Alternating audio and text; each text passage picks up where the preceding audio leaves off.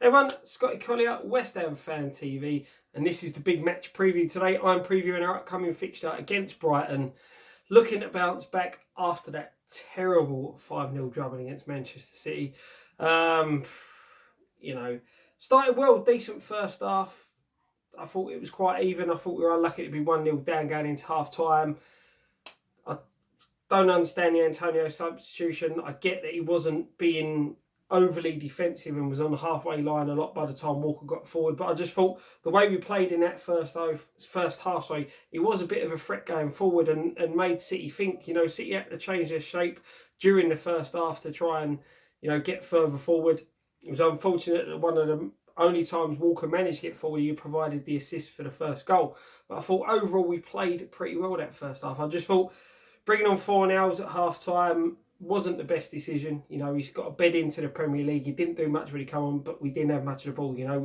We sort of ended the game on a bit of a whimper, and it's very, very disappointing going into this season with the hopes that we had that we'd be a bit different. We're actually worse off performance-wise, not performance-wise, scoreline-wise. Losing 5-0 at home to anybody is bad, especially opening game of the season. But we need to put that behind us, move on, try and bounce back, and we get into this game on paper. This is a fixture, that we should be looking to win, but we know we have a lot of problems against Brighton. Another positive, to take out of the game, I thought was Heller's performance. I thought he showed that he has got what it takes to cut it in the Premier League, and he will turn out to be a good signing for us. His link-up play is really good. I just think a couple of games in, then we'll start seeing the best from him. But as I said, this isn't going to be an easy game. Brighton were most people's favourites to go down. They got rid of Chris Hughton at the end of last season, brought in a new manager. And what a way to start his Premier League career. A 3-0 drubbing over Watford. It's a side that, have been pretty good in past. But to run out 3-0 winners at Vicarage Road as well, it's a big, big boost and a big, big start for them. And they're going to be absolutely buzzing going into this game, knowing that our track record against Brighton isn't too great. Last time we visited there, I do believe we lost 3-0. Obviously, they've got Glenn Murray still playing, and he's a major thorn in our side. We've struggled against physical sides and physical players, and Murray's proved in the past with 4 goals in his last 4 games against West Ham that he is a handful, and we have struggled to contain him. I'm hoping with the new style that we're trying to embed, with the new attacking players that we've got, so long as we're a bit more sterner at the back when it comes to the Murray, bulldozering his way through our defence, we should be okay. I think we have got enough going forward to cause Brighton a lot of problems. As I said, it's not great reading. We took 1 point out of a possible 12 in the last 4 fixtures against them. We've not beaten them since they've been back in the Premier League, so that is a bit of a worry going into this game. Positive-wise, you've got to look at Brighton against Watford. Did give a lot of free kicks away around the edge of the area, so hopefully that is something we can exploit. I said couple of quick free kicks, we may catch them out. We've got the we've got the technical players to do that, so fingers crossed we can get some joy from there. But we've got to look on a positive. So Wilshere getting 60 minutes under his belt, or 60 odd minutes under his belt, was a big, big positive. I believe that was a tactical decision in the sense they're trying to manage his time coming back, so he is fit for the Brighton game, as well as Anderson. Apparently Anderson wanted to come back onto the pitch, according to X. So it's good that these 2 players that are going to be key to us this season will both be performing. I fully expect Brighton to line up a 4-5-1 formation with Murray leading the line.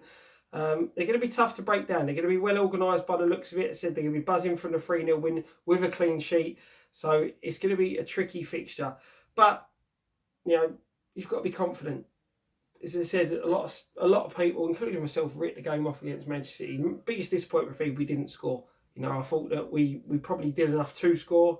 A couple of great saves by their keeper as well. Kept their clean sheet in a way, and it was at a crucial time in the game as well in that second half. So maybe if they had got in, things might have been a bit different. But as I said, we just got to move on from that one now.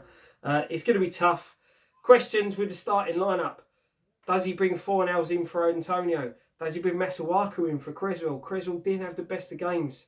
You know, he was captain as well. Maybe that could have affected his performance. We don't know. You know, a lot of pressure on him going into that one. But Masuaku showed in pre-season he's got a bit better. You know, he gives us another attacking threat going forward, a bit of skill about him, and he's got a lot more pace than Creswell. So it'd be interesting to see whether he comes in to the starting 11 in Creswell's place. I said Fornals, Antonio. I just think with Fornals coming into the side, another flair player.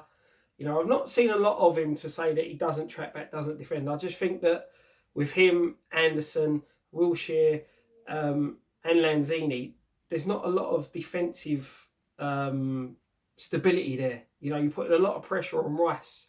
I know Wilshere can break up the play, but you want him on the ball. You want him further forward, driving at the defence and their deeper lying midfielders.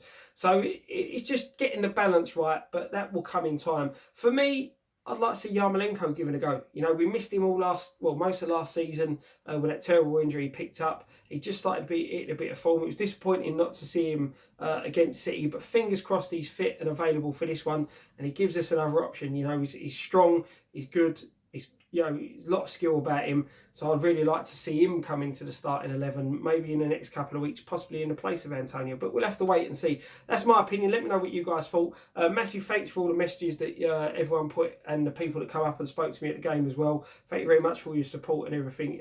It was really nice to see. So thank you. One thing left to say, come on, you irons.